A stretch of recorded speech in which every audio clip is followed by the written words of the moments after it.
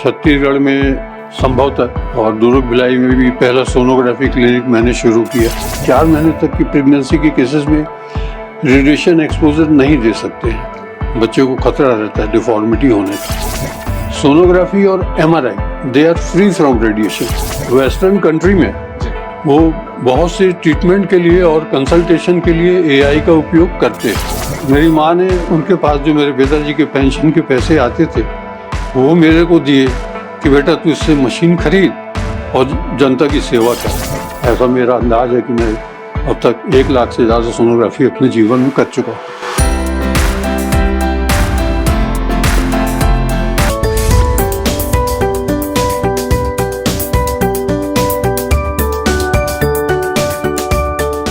नमस्कार, मैं Yashvardhan उमक। Indian news के इस खास शो जानना जरूरी है में आप सभी का स्वागत है। जानना जरूरी है में हम उन सारी चीजों पर बात करते हैं जो वाकई में एक आम आदमी को जानना जरूरी है। उसी कड़ी में आज हम बात करेंगे रेडियोलॉजी की, एक्सरे की और सोनोग्राफी की। इसी पर बात करने के लिए हमारे साथ आज मौजूद है senior radiologist doctor Rajendra Kumar Diwakar ji. Sir, welcome to Indian News. आपका स्वागत है इंडियन न्यूज में। शुक्रिया सर। सर, प्लीज अपने बारे में बताइए। सर, मैं भिलाई स्टील प्लांट में नौकरी ज्वाइन किया 77 में as a junior medical officer और वहाँ फिर एक्सरे डिपार्टमेंट में काम किया। 92 तक मैं वहाँ पे जॉब किया। फिर उसके बाद मैं छोड़ के प्राइवेट प्रैक्टिस में सेटल हो गया। छत्तीसगढ़ में संभवतः और दुर्ग भिलाई में भी पहला सोनोग्राफी क्लिनिक मैंने शुरू किया और उसके बाद बहुत सी जगह में भी काम किया। Chandulal Chandrakar medical college, Shankaracharya medical college, बहुत से diagnostic centre, Chandulal hospital Nehru Nagar, और अभी डॉक्टर राव के यहाँ काम कर रहा हूँ अहिवारा में श्रीमन डायग्नोस्टिक सेंटर में। एंड बस यही मेरी जर्नी है सर। जी सर, आपने प्रैक्टिस करना कब से शुरू किया? किस सन से शुरू किया आपने प्रैक्टिस करना? मैं 1992 से। 1992 से आपने प्रैक्टिस करना बेसिकली शुरू किया और उसके पहले आप 84 में भिलाई स्टील प्लांट में थे। भिलाई स्टील प्लांट में, यानी 84 टू अगर हम बात करें 1984 से, तो आज 2025 चल रहा है जब हम ये रिकॉर्ड कर रहे हैं। तो उतने सालों का चूंकि आपका करंट का लगातार जो सिलसिला चल रहा है वो चल रहा है जी। तो सर, मैं सबसे पहले सवाल पे आऊंगा कि रेडियोलॉजी क्या होती है और एक आम आदमी को रेडियोलॉजिस्ट के पास कब जाना पड़ सकता है और कैसे उसको जरूरत महसूस होती है कि मुझे रेडियोलॉजिस्ट के पास जाना चाहिए। ये 2 सवाल सर। रेडियोलॉजी अगर आम आदमी की समझ से और भाषा में समझे तो रेडियोलॉजी का मतलब होता है एक्सरे जी। और पहले यही होता था। रेडियोलॉजी में सिर्फ एक्सरे होता था और कुछ नहीं था जी। धीरे धीरे एडवांसमेंट आया, चीज़ें आना शुरू हुई, फिर सोनोग्राफी आई, फिर सीटी आ गया, फिर एमआरआई आ गया। ऐसे करके धीरे धीरे अब रेडियोलॉजी डिपार्टमेंट बहुत बड़ा हो गया, बहुत सी मॉडलिटीज़ हो गई। मगर बेसिकली रेडियोलॉजी और एक्सरे बेसिक चीज़ है जो किसी चीज़ से रिप्लेस कभी नहीं हो सकती। ओके, तो हमें कब एक रेडियोलॉजिस्ट के पास जाने की आवश्यकता पड़ती है आपके हिसाब से? ज़्यादातर रेडियोलॉजी के लिए डॉक्टर रेफर करते हैं, आइदर जनरल प्रैक्टिशनर और स्पेशलिस्ट और कंसल्टेंट। जिस केस में जैसा ज़रूरत होता है, एक्सरे की विशेष जांच भी होती हैं बहुत सारी, जैसे आईवीपी होती है, पहले बेरियम जांच वगैरह बहुत होती थी। अब आजकल तो एंडोस्कोपी आ गई है, लेप्रोस्कोपी आ गई है, तो वो बहुत कम हो गई है। मगर पहले बहुत इस पर निर्भर करता था और उसी के ऊपर डायग्नोसिस और ट्रीटमेंट मरीज के लिए डॉक्टर जो होते थे वो उसके हिसाब से चलते थे, प्रिस्क्राइब करते थे। जी सर, एक्सरे हो गया, सिटी स्कैन हो गया, सोनोग्राफी हो गया, एमआरआई हो गया, इनमें क्या फर्क है और कब किस चीज की आवश्यकता पड़ती है एक नॉर्मल पर्सन को इस चीज के लिए? ये सब जांच जो है ये सप्लीमेंट्री है। ओके। एक दूसरे को सप्लीमेंट करते हैं। जहाँ जो चीज़ जिससे नहीं हो सकती तो उसको फिर दूसरी मॉडलिटी का सहारा लेते हैं। अगर जांच को हम डिवाइड करें तो ब्रॉडली 2 में डिवाइड कर सकते हैं। पहला, जहाँ पे एक्सरे इन्वॉल्व है, एक्सरे माने रेडिएशन, जिसमें कि कुछ रिस्क होता है। दूसरा, जहाँ रेडिएशन इन्वॉल्व नहीं है जी वो सेफ होते हैं, खास तौर से प्रेगनेंसी के केसेस में। जी प्रेगनेंसी के केसेस और खासतौर से अर्ली प्रेगनेंसी के केसेस, 4 महीने तक की प्रेगनेंसी के केसेस में रेडिएशन एक्सपोजर नहीं दे सकते हैं, बच्चे को खतरा रहता है डिफॉर्मिटी होने का। जी तो एक्सरे और सीटी, इसमें एक्सरे इन्वॉल्व है, जी दैट मीन्स रेडिएशन इन्वॉल्व है। सोनोग्राफी और MRI, they are free from radiation, so they are very safe. So in pregnancy sonography, MRI can be done at any stage without any hazard, बिना किसी risk के, बिना किसी खतरे के, मगर एक्सरे और सीटी नहीं कर सकते।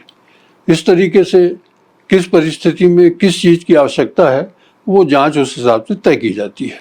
जी चूंकि सर हमने देखा है कि आजकल हम जो स्कैन्स करते हैं, तरह तरह के स्कैन्स होते हैं, तो जिससे कैंसर हो चाहे स्ट्रोक हो, तो इन सारी बीमारियों को क्या अर्ली स्टेज में पता चल सकता है अगर हम स्कैन करवाएं बॉडी को प्रॉपरली सारी चीजें? तो मेडिसिन में एक बड़ा मुहावरा है, prevention is better than cure. जी तो प्रिवेंशन के लिए हमको प्रिवेंटिव मेडिसिन का सहारा लेना पड़ता है।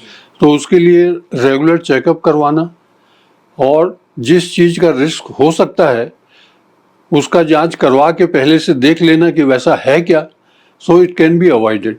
मगर कुछ परिस्थितियों में ये संभव नहीं हो पाता है और ज़्यादातर हमारे यहाँ खासतौर से भारतवर्ष में प्रिवेंटिव के ऊपर लोग ज़्यादा ध्यान देते नहीं हैं, क्योंकि लोगों का सोचना ये होता है कि अरे यार डॉक्टर के पास जाएंगे पता नहीं क्या क्या जांच लिख देगा, क्या क्या खर्चा करवा देगा, ठीक है घर में बैठे रहो, जब कुछ होगा तब देखेंगे।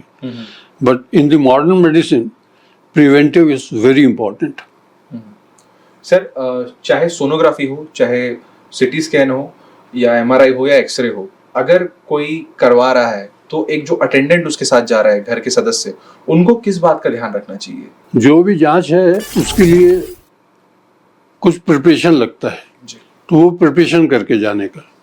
प्रिपरेशन मतलब ऐसा होता है कि या तो खाली पेट बुलवाते हैं जी या फिर सोनोग्राफी में जैसे पानी पी के पेशाब रोक के आओ, और सीटी स्कैन में जो है अपने साथ एक अटेंडेंट लेके जाओ, क्योंकि सीटी स्कैन में डाई वगैरह भी इंजेक्ट करनी पड़ती है जिसकी रिएक्शन भी होती है, उसके लिए कंसेंट भी लेनी पड़ती है, तो इसलिए एक अटेंडेंट ज़रूरी होता है। दूसरी चीज़, कहीं कोई इमरजेंसी हो गई, पेशेंट को किसी चीज़ का रिएक्शन हो गया, तो patient must have accompaniment. Okay MRI में जो सावधानी रखने का है वो सिर्फ ये है, although I am not the expert in सीटी एंड एमआरआई, मगर एज ए लेमैन मैं आपको बता सकता हूँ कि एमआरआई बहुत ठंडा होता है, जी तो उसके लिए आपको अपने गर्म कपड़े या कंबल वैसे तो वहाँ दिया ही जाता है, मगर वो लेके जाने का है। और कोई भी जांच के पहले आपको जो भी जांच करने वाले हैं वो इंस्ट्रक्शन देंगे, तो वो सब इंस्ट्रक्शन फॉलो करने चाहिए। जी क्या सर बार बार किसी भी चीज का स्कैन करवाना या क्या हमारे शरीर के लिए नुकसानदायक रहता है? किसी भी चीज़ में अगर कोई भी रिस्क इन्वॉल्व है या नुकसान है तो उसको इवेल्युएट करना पड़ता है कि ये जांच करना ज़रूरी है क्या। जैसे एक्सरे है, अब एक्सरे में एक प्रिंसिपल है जिसको बोलते हैं ALARA, as low as possible. तो रेडिएशन डोज हम जितना कम रख सकें, जितना कम फैक्टर लगा के एक्सरे खींच सकें, जितने कम टाइम के लिए एक्सपोजर दे सकें, जितना बड़ा मशीन होता है एक्सरे का उतना एक्सपोजर टाइम कम लगता है, रेडिएशन एक्सपोजर कम होता है। तो ये सावधानी रखनी पड़ती है, रिस्क एंड बेनिफिट दोनों को इवेल्युएट करना पड़ता है और उसके हिसाब से तय करना पड़ता है कि कौन सी जांच करवाई जाए और किससे हमको यूजफुल इंफॉर्मेशन मिलेगी। सर अब बात करेंगे हम प्रेगनेंसी के बारे में, तो क्या प्रेगनेंसी में स्कैन्स करवाना सेफ रहता है और किस प्रकार के स्कैन्स करवाना सेफ रहता है और जो कर सकते हैं? प्रेगनेंसी में most widely used scan is the ultrasound scan, which is safe, simple, quick, economic, and it gives quick result. Okay. इसीलिए प्रेगनेंसी में सोनोग्राफी की इम्पोर्टेंस इतनी बढ़ गई है कि अगर आज के मॉडर्न टाइम में अपन बात करें तो ये कहें कि बिना सोनोग्राफी कराए गायनेकोलॉजिस्ट ऑब्स्टेट्रिशियन आगे बढ़ ही नहीं सकते। Okay. And it's absolutely safe, क्योंकि उसमें रेडिएशन नहीं है। तो हम किसी भी स्टेज में कर सकते हैं। और आज के समय में जो उसमें कलर सोनोग्राफी ऐड हो गई है, that gives an additional dimension to the obstetric sonography, which provides lot of information which is helpful for the obstetrician to take a decision कि डिलीवरी इसका कब कराया जाए, इसका सीजरियन करना पड़ेगा, and what will be the appropriate time when the baby should be taken out safely and given in the hands of the parents. Okay, तो sir चूंकि आप बता रहे थे थोड़ी देर पहले कि प्रेगनेंसी के 4 महीने बाद ही एक्सरे करवाया जाता है, आप अभी बताया थोड़ी देर पहले, तो इसका क्या कारण है, ऐसा क्यों? X-ray as such should be avoided altogether in pregnancy, that is principle. लेकिन कुछ कंडीशन में ज़रूरी होता है, मगर चूँकि आजकल सोनोग्राफी और MRI आ गया है तो प्रेगनेंसी में एक्सरे की ज़रूरत नहीं पड़ता। मगर पहले जब ये सुविधाएं नहीं थी तब ये देखने के लिए कि एक्सरे का कोई गलत इफेक्ट ना हो जाए और कहीं लेडी प्रेग्नेंट नहीं हो, so there was a golden rule.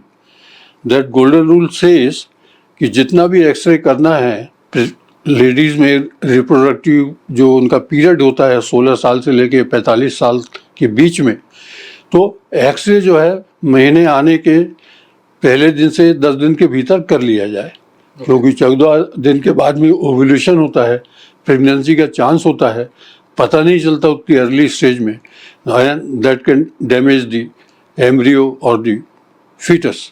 आपने बोला प्रेगनेंसी के वक्त, मान लीजिए कि जब बच्चा फॉर्म होता है उस समय भी एक्सरे नहीं करना चाहिए? हाँ, बच्चा 4 महीने तक बच्चा डेवलप होता है, उसके ऑर्गन डेवलप होते हैं और उसके शरीर के अंदर में सेल का डिवीजन बहुत फास्ट होता है। जहाँ सेल का डिवीजन बहुत फास्ट होता है वो रेडिएशन के लिए सेंसिटिव होता है। तो अगर उसमें धोखे से या किसी तरीके से एक्सरे कर दिया तो that may cause damage to the foetus, baby, बच्चे को नुकसान पहुंचा सकता है। हाँ, उस बच्चे को नुकसान पहुंचा सकता है। अब क्या नुकसान पहुंचाएगा ये प्रेडिक्ट तो नहीं कर सकते, ये बच्चा होने के बाद ही पता चलता है, तो ये प्रिकॉशन लेना पड़ता है।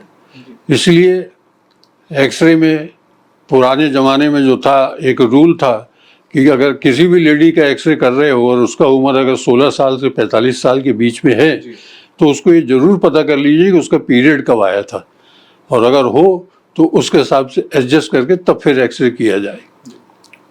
सर, PNDT एक्ट क्या होता है और ये सोनोग्राफी में इतना क्यों जरूरी है? अब जैसे जैसे सोनोग्राफी का यूज़ बढ़ता गया तो सोनोग्राफी का मिसयूज़ भी बढ़ता गया जी, जैसा होता है सब जगह। तो उसके लिए 91-92 में एक PNDT एक्ट लाया गया, 1994। हाँ, जो एक्चुअली इम्प्लीमेंट हुआ 94 में। एक्ट तो आ गया था 91-92 में, but it was not implemented.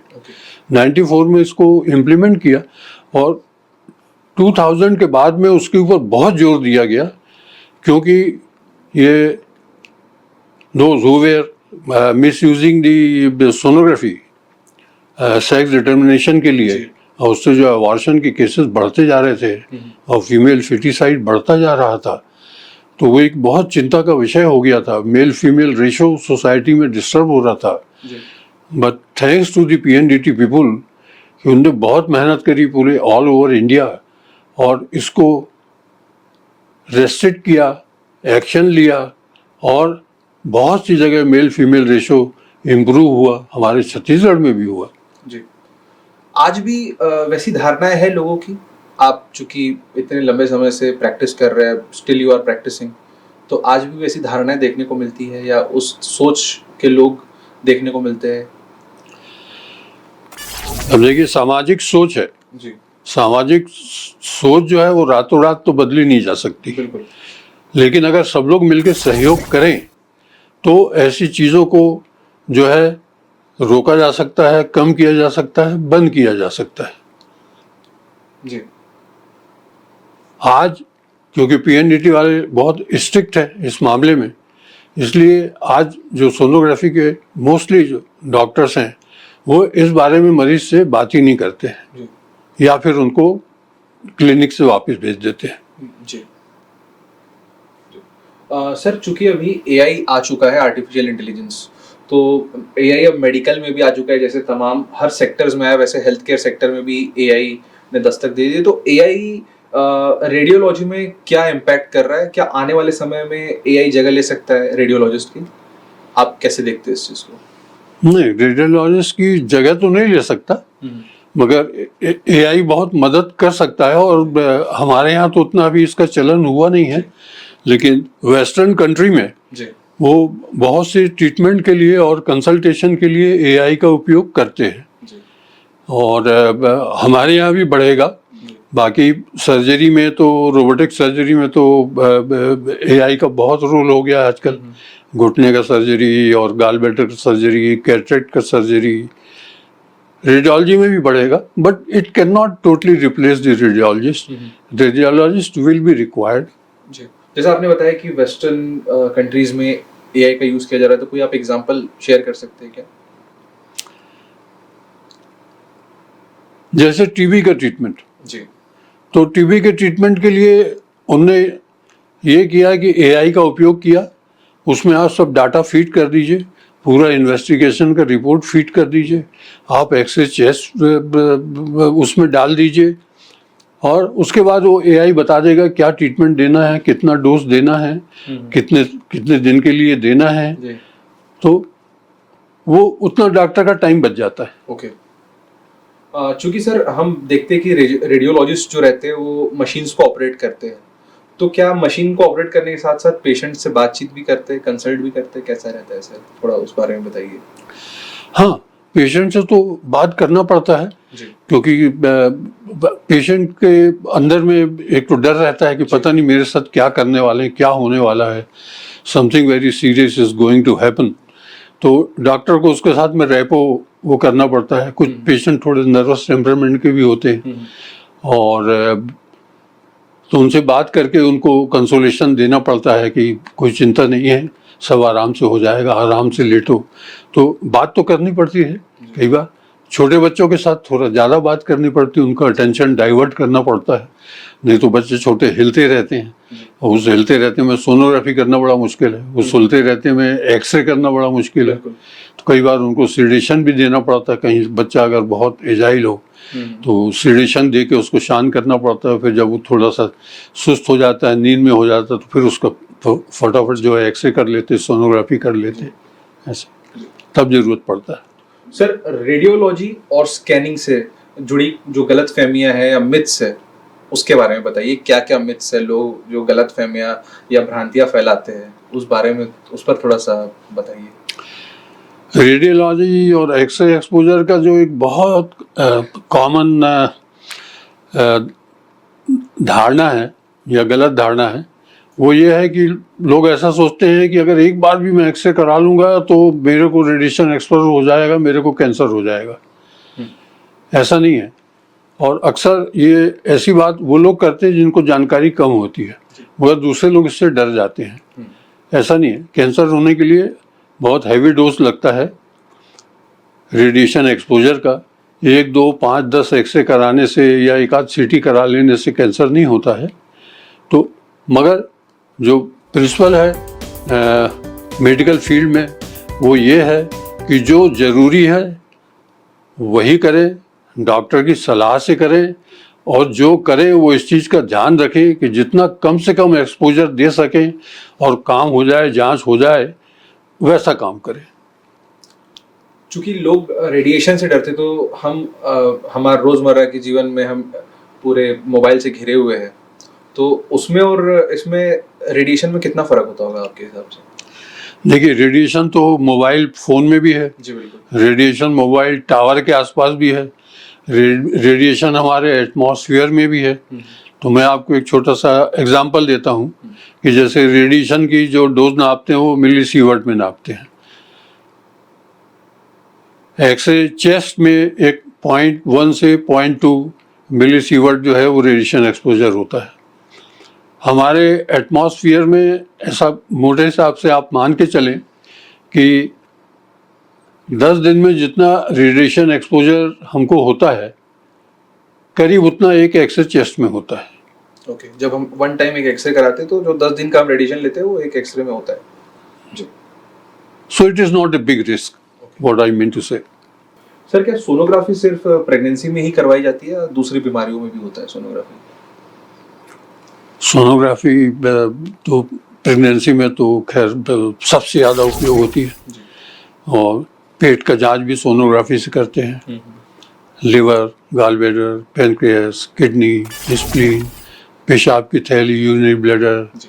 Prostate, ये सब में सोनोग्राफी का उपयोग होता है. और आँख का भी सोनोग्राफी किया जाता है. ओके. छोटे बच्चे जो प्रीमेच्योर होते हैं या लो बर्थ वेट या बेबी होते हैं उनका सिर का सोनोग्राफी भी किया जाता है पता करने के लिए कि उनको अंदर ब्रेन में हेमरेज तो नहीं है या और कोई कॉम्प्लिकेशन तो नहीं है या कोई कंजेनाइटल एबनॉर्मेलिटी तो नहीं है ब्रेन की डिफेक्ट सोटू से, तो उसके लिए भी करते हैं. और इसके अलावा छाती में पानी तो नहीं भर गया, कहाँ है, क्या एंसिस्टेड इफ्यूजन हो गया है, ओके. तो उसके लिए भी करते हैं. और हार्ट का इकोकार्डियोग्राफी भी किया जाता है जो कि बहुत कॉमन है आजकल. ओके.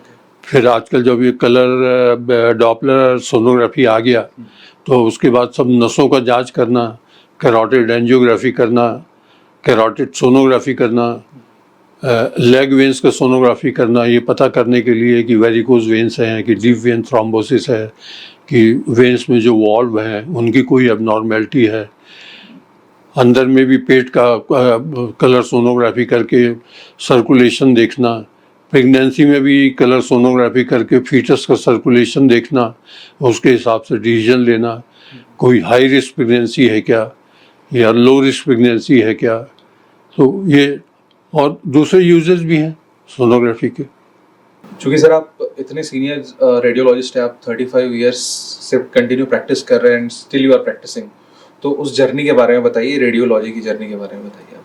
सोनोग्राफी की फील्ड में जब मैं उतरा 84 में सेक्टर 9 में शुरू किया हॉस्पिटल में, फिर 92 में मैंने अपना प्राइवेट क्लिनिक शुरू किया, तो मैं मंडे टू सैटरडे अपनी क्लिनिक में काम करता था. संडे को उस समय मेरे पास पोर्टेबल मशीन होती थी सोनोग्राफी की, वो मशीन लेके मैं आसपास के शहरों में जाता था और संडे को वहाँ जाके लोगों को अपनी सेवाएं देता था. मैंने राजनांदगांव, खैरागढ़, धमतरी, गंडई, धमधा सब जगह जाके सोनोग्राफी करी और बहुत सी जगह मैंने डॉक्टरों को ट्रेनिंग दिया. मैंने उनकी सोनोग्राफी क्लिनिक एस्टेब्लिश करवाई. राजनांदगांव की पहली सोनोग्राफी क्लिनिक डॉक्टर भदौरिया के यहाँ शुरू हुई, उसके बाद फिर डॉक्टर कोटड़िया लेके आए. धमतरी में विज़िट करता था डॉक्टर रमेश खंडेलवाल के क्लिनिक में, फिर 3-4 साल के बाद उनने अपनी सोनोग्राफी क्लिनिक शुरू करी, तो वो उनकी वहाँ की पहली सोनोग्राफी क्लिनिक थी. मेरे गुरु थे लेट डॉक्टर अविनाश भार्गव बिलासपुर में, उन्होंने मेरे को MBBS में सर्जरी के मेरे टीचर थे वो, उनको भी मैंने जाके सोनोग्राफी सिखाई. उन बिलासपुर की पहली सोनोग्राफी मशीन डॉक्टर भार्गव के यहाँ लगी थी और वो मेरे को बोलते थे कि दिवाकर तू आज गुरु के ऋण से ऋण हो गया. मैं उनको यही बोलता था नहीं सर, मैं गुरु के ऋण से कभी ऋण नहीं हो सका, लेकिन आपने मेरे को पढ़ाया सिखाया, मैं आजकल जो कुछ भी हूँ आपकी वजह से हूँ, मैं आपके लिए कुछ कर सका सर, ये मेरे लिए बहुत सौभाग्य की बात है. फिर मैंने बहुत से डॉक्टर्स को भी सेक्टर 9 हॉस्पिटल में ट्रेनिंग दिया. मेरे पास पढ़ने आते थे लोग, हाउस जॉब करने आते थे, जिसमें से 8-10 डॉक्टर यहीं छत्तीसगढ़ में प्रैक्टिस करते हैं. Doctor Ramesh Khandelwal is one of them, doctor Ruprela in Raipur, doctor Devraj Jain in Durg, doctor Badri Dewangan in Durg. तो इन लोगों को सिखाया और इंदौर के और बाहर के बहुत से डॉक्टर भी थे, वो सब गए. और मेरे लिए सबसे बड़ी खुशी की बात ये थी कि जितने लोग मेरे पास हाउस जॉब करके गए सब पहले अटेम्प्ट में पास हुए, रेडियोलॉजी का डिप्लोमा कोर्स उन्होंने किया। इस बात की मेरे को बहुत खुशी थी कि मेरा कोई विद्यार्थी कभी फेल नहीं हुआ और कभी उसको दूसरी बार परीक्षा में नहीं बैठना पड़ा। मैंने लोगों को सिखाया भी, सोनोग्राफी शुरू भी किया। सोनोग्राफी मेरा पैशन है, मुझे काम करना अच्छा लगता है, मुझे सोनोग्राफी करना अच्छा लगता है। मैं चाहता मैं जितनी लोगों की मदद कर सकूं उतना करूं। मेरी माँ ने मेरे को बोला था कि बेटा, जब 92 में मैं छोड़ रहा था तो मेरी माँ ने मेरे को बोला था कि बेटा, तेरे पास तो सेक्टर 9 हॉस्पिटल में मरीज आते हैं, तू और जगह सोनोग्राफी शुरू करके और जगह लोगों को मदद क्यों नहीं करता, लोगों की सेवा क्यों नहीं करता। और मेरी माँ ने उनके पास जो मेरे पिताजी के पेंशन के पैसे आते थे वो मेरे को दिए कि बेटा तू इससे मशीन खरीद और जनता की सेवा कर। और उनने मेरे को पैसे दिए, मैंने उससे पहली मशीन खरीदी। बाद में मेरे पास 4-5 मशीनें हुई। मैं उन सब से लोगों की सोनोग्राफी करता था, घूम घूम के मैंने बहुत सोनोग्राफी की है। ऐसा मेरा अंदाज है कि मैं अब तक 1 लाख से ज़्यादा सोनोग्राफी अपने जीवन में कर चुका हूँ। चूंकि सर हमने देखा है जो जिन मरीजों को ब्रेन हेमरेज होता है तो एक प्रकार से पैरालाइज भी हो जाते हैं वो उनकी बॉडी, तो कितना सही रहता है ऐसे मरीज का सीटी स्कैन करवाना? दोनों चीज़ें हैं, सीटी स्कैन भी कर सकते हैं, एमआरआई भी कर सकते हैं। और अब जो होना था वो तो हो गया है, उसको रिवर्स तो नहीं कर सकते हैं लेकिन उसको कम कर सकते हैं। और आजकल मॉडर्न डे मेडिसिन में बहुत सारा हेमरेज जो है उसको इवैक्यूएशन भी कर देते हैं डॉक्टर लोग। हमारे यहाँ दुर्ग भिलाई में कितने लोग करते हैं तो मेरे को नहीं मालूम, मगर बाकी जगह होता है और वेस्टर्न कंट्री में तो करते ही हैं, ये जानकारी मेरे को है। चूँकि सर आपने बताया कि निरंतर आप अभी प्रैक्टिस कर रहे हैं तो और आप बहुत पैशनेट है रेडियोलॉजी और सोनोग्राफी को लेके, तो हालांकि ये सवाल पूछना तो ठीक नहीं आपसे, मगर रेडियोलॉजी में अभी जो बच्चे या जो डॉक्टर्स है तैयार हो रहे हैं जो शायद रेडियोलॉजी की दुनिया में कदम रखना चाहते हैं, जो चाहते हैं कि हम भी रेडियोलॉजिस्ट बने, आप जैसे सफल रेडियोलॉजिस्ट बने, तो उनको आप क्या कहना चाहेंगे कि इस फील्ड के क्या प्रोज एंड कॉन्स है चूंकि इस फील्ड में आने से पहले, और आप उनको क्या चीजें बताना चाहेंगे? देखिए, जिंदगी के हर क्षेत्र में जैसा होता है वैसे ही रेडियोलॉजी में भी है। मेहनत बहुत करनी पड़ती है, बहुत समय डिवोट करना पड़ता है और अपने प्रोफेशन के लिए ईमानदारी होना बहुत ज़रूरी है। बस जैसे मेरी ज़िंदगी का एक प्रिंसिपल रहा जो मैं सोचता हूँ कि सही है और मैं चाहूँगा कि दूसरे लोग भी उसको फॉलो करें, वो ये कि मरीज़ जब हमारे पास आता है तो परेशानी में आता है, उसकी परेशानी का हम निदान कर सकें, उसको सांत्वना दे सकें, उसको सही गाइडेंस दे सकें, उसको सही निर्देश दे सकें और उसको कंसोल कर सकें और उसको आगे की राह दिखा सकें।